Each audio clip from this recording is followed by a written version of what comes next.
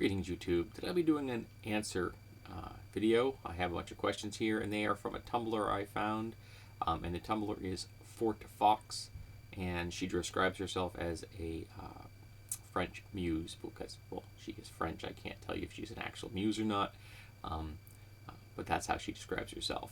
And these are called, bring up the name, questions I want to ask you.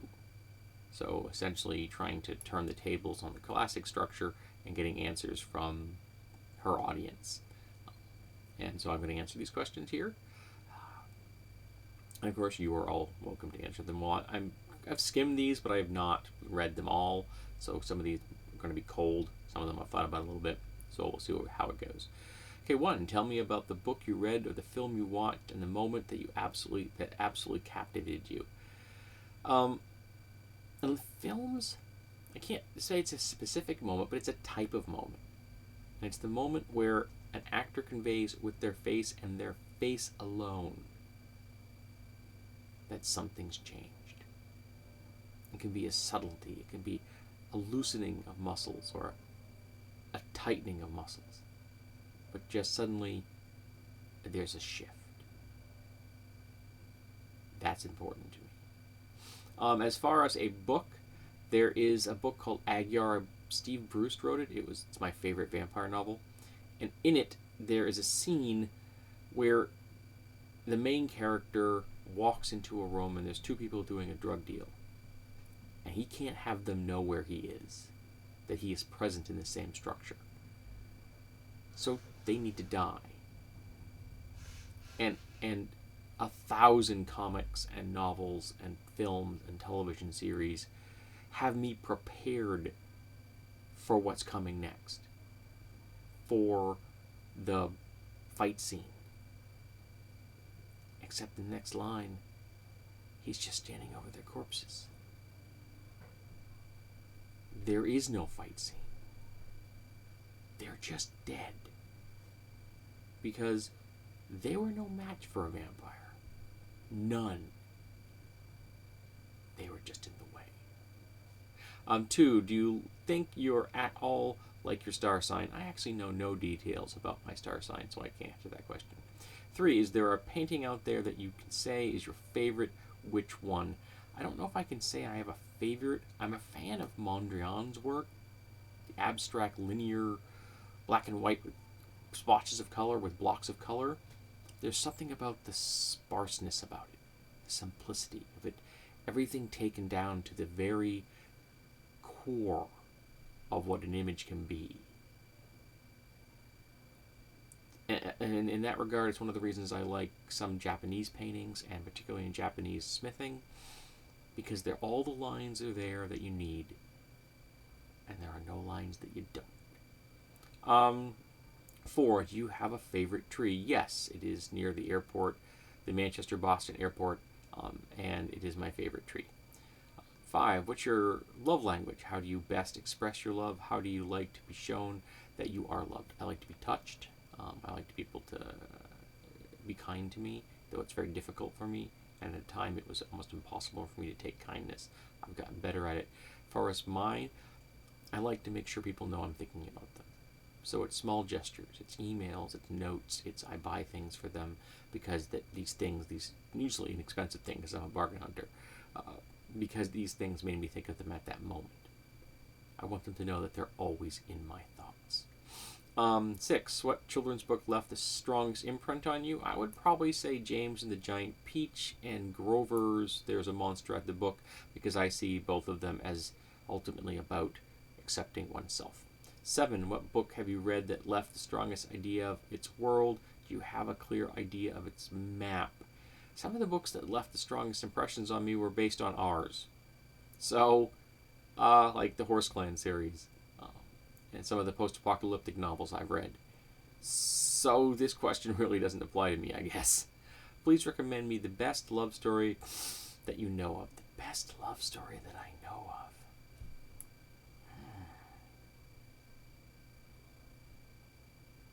It's going to sound weird because one of the characters is an utter stereotype, but Garden State.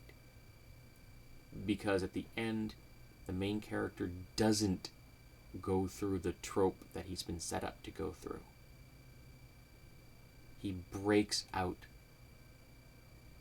of the script that the world and society has written for him, and he does what's best for himself and best for the relationship he has. Yeah, I know that Natalie Portman's character is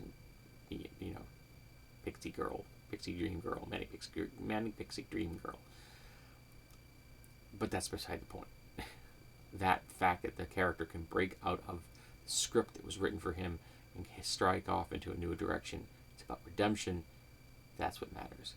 Tell me about your fake names and pen names and what your parents almost name you. I used David S. West at one time. I used Daniel Samuel West. I don't know. I was known as a Reverend at one point. It's a nickname. I was known as Ponytail Jim, believe it or not.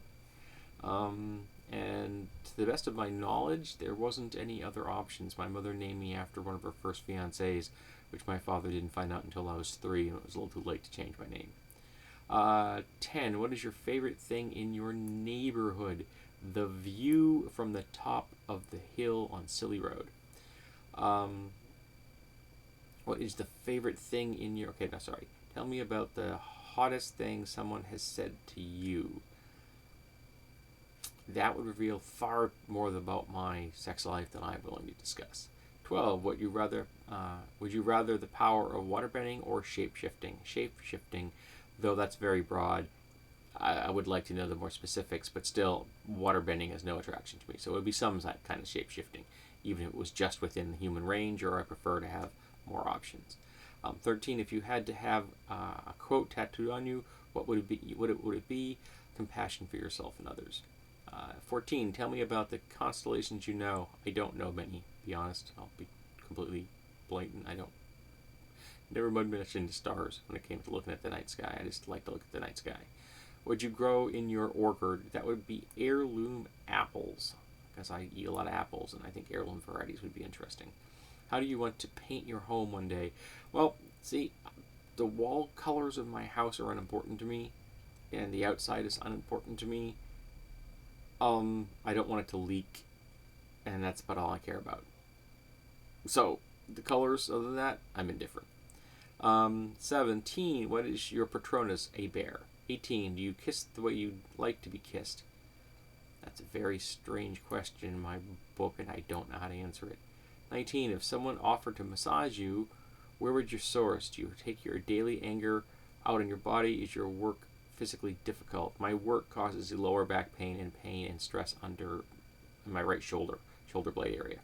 I don't take my anger out on my body any longer. I used to. 20. What song can you sing best? None. No song can I sing best. I could not carry a tune if it had Velcro on it.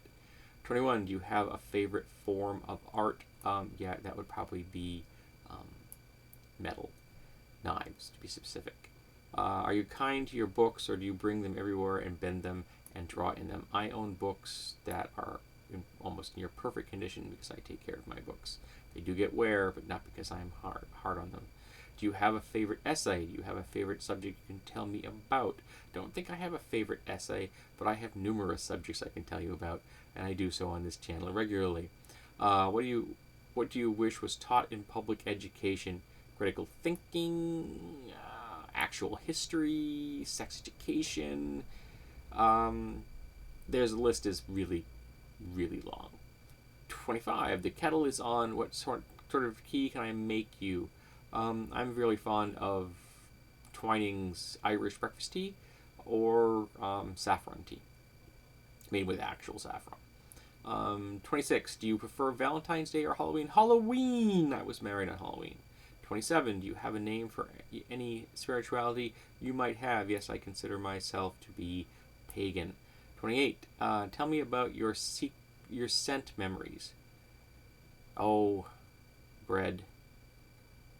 My wife's hair. Donuts in my parents' hometown.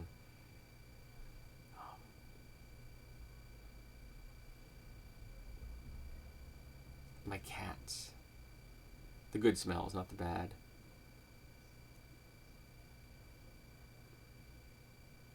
My ex-wife. She had a great smell.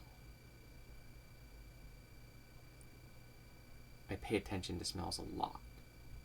What a person wears for perfume has a major impact on me, or a cologne.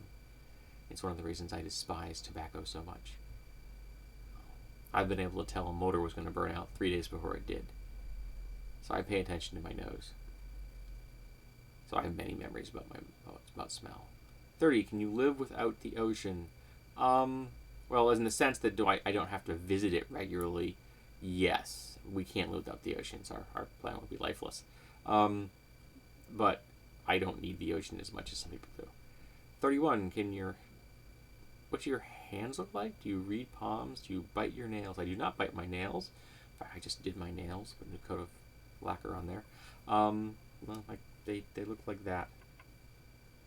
I rather like them for the most part, even though the fingers are slightly conical and a little short, so it makes finding gloves difficult. And I don't know if I've mentioned it, but I've never bitten my nails. Now tell me about the best line you have ever written. Occasionally I come up with good ones, but I can't know if I can tell you my best line I ever wrote. Maybe my marriage vows. Is there an 8-track mix you find most comforting? 8 tracks. Wow. While I have listened to 8 tracks in the past, I could not put together a collection of 8 tracks that were released on 8 tracks originally, so no, I can't really tell you. What song brings you down and calms you and makes things bearable?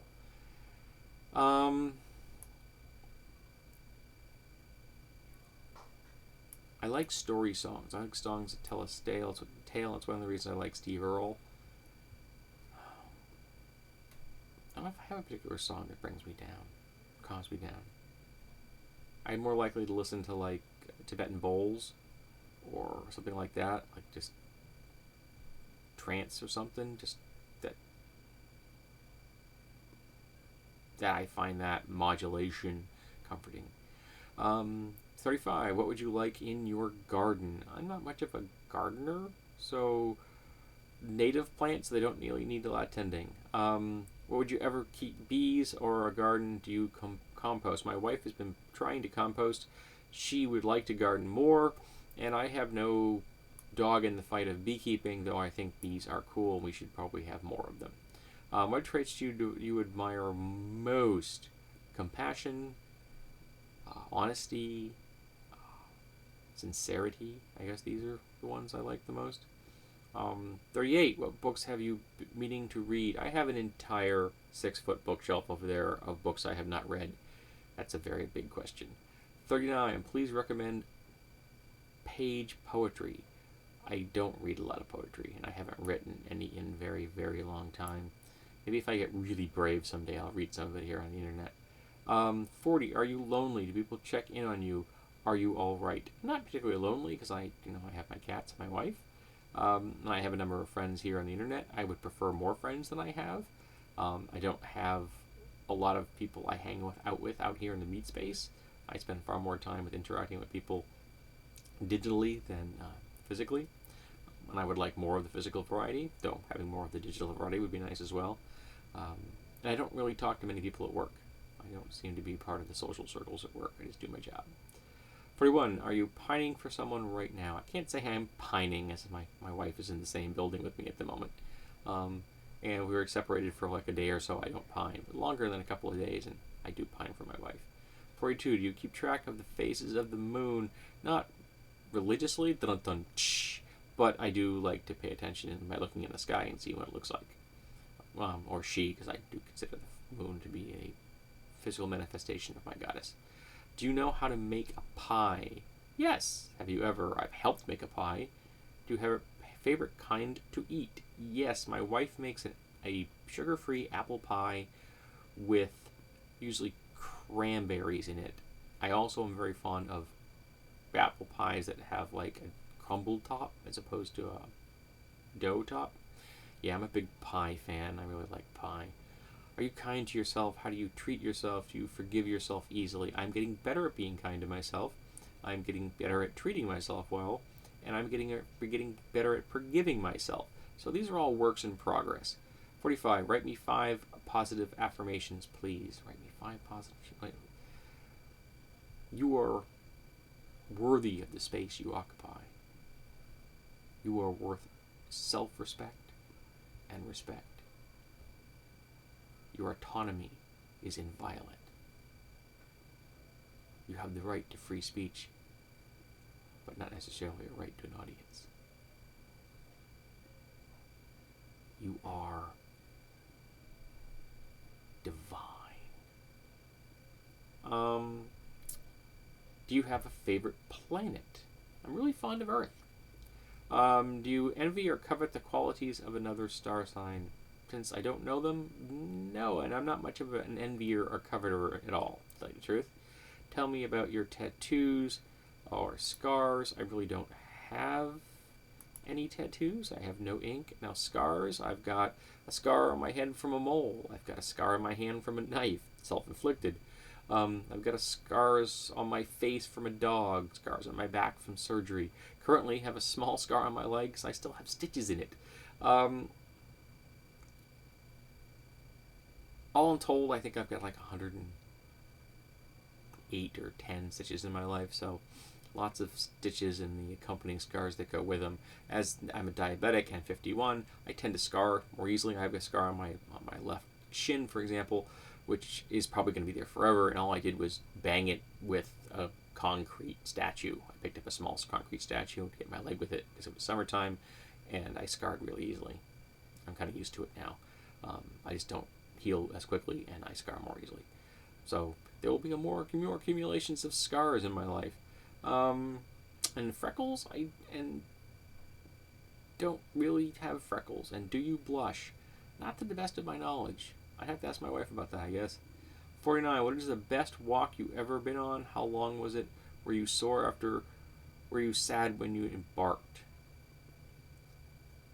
Best is very difficult to answer. I can remember walking home from the donut shop with the best donut of my life, and it was a very pleasant walk. I can remember taking walks with my wife, with my friends, for no reason. I can remember walking around at night, 3 a.m., the only thing alive on the streets at dark, of moving from shadow to shadow. I can remember wandering in the hills at night. All these things were important to me. I used to walk a lot. I didn't have a live driver's license until I was 36. Sometimes I was sad when I started. Sometimes I was sad when I got back. Often I just wanted to think. And 50, what is the thing you have been waiting your whole life for someone to tell you?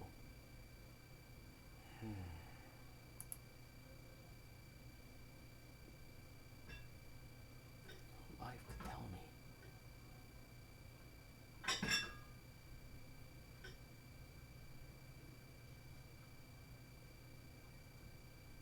It wasn't necessary.